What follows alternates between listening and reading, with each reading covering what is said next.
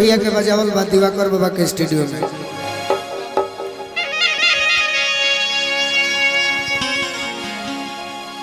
आरे ससुरा से सैया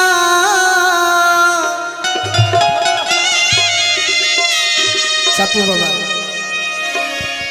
ससुरा से सैया भेजा दी हल डोली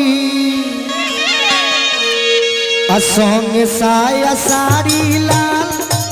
चोलिए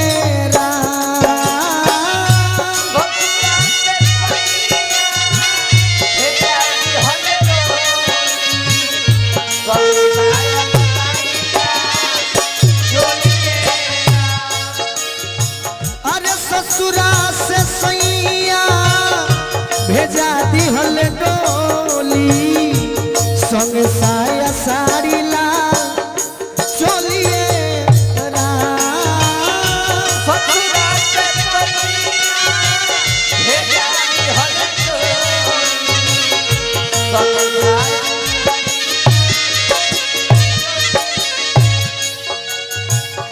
कहतारी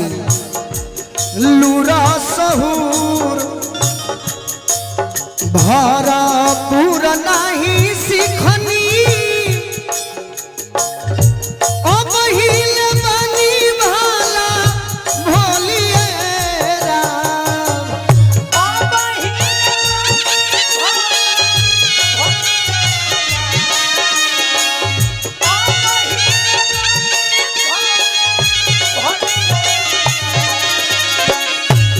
लूरा सहूर भरा पूरा नहीं सीखनी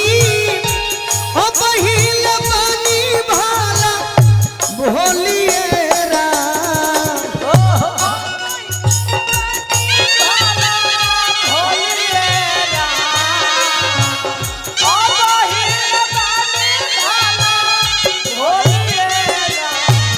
बाकी ससुर के बात बासे डरता वे जियरा ससुर के बात बासे डरता वे जियरा नहीं खे बुझात काथी बोलिए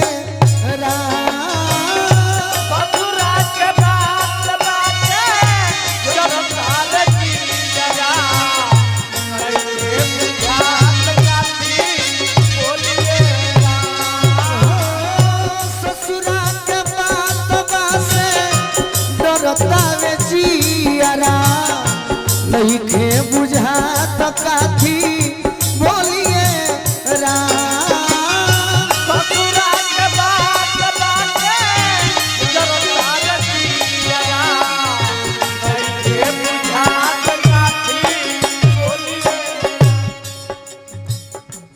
हबर हबर हबर हबर होखे लागल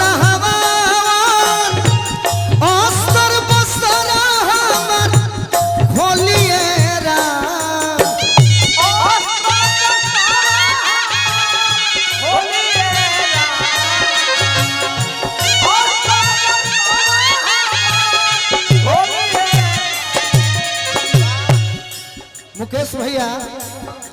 ये भारत देश में कितना संख्या में हो 130 करोड़ नो 140 करोड़ में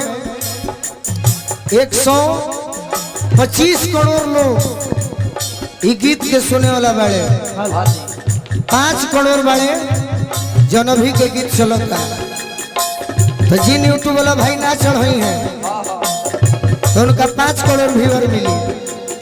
जे चढ़ाई 120 करोड़ मिली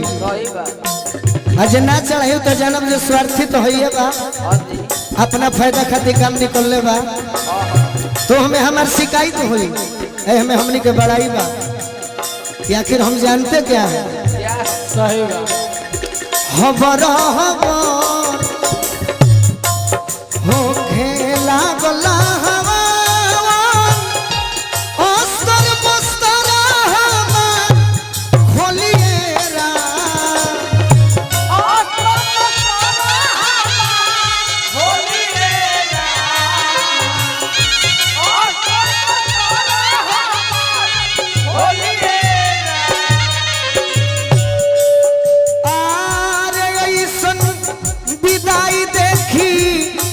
रोवतिया माई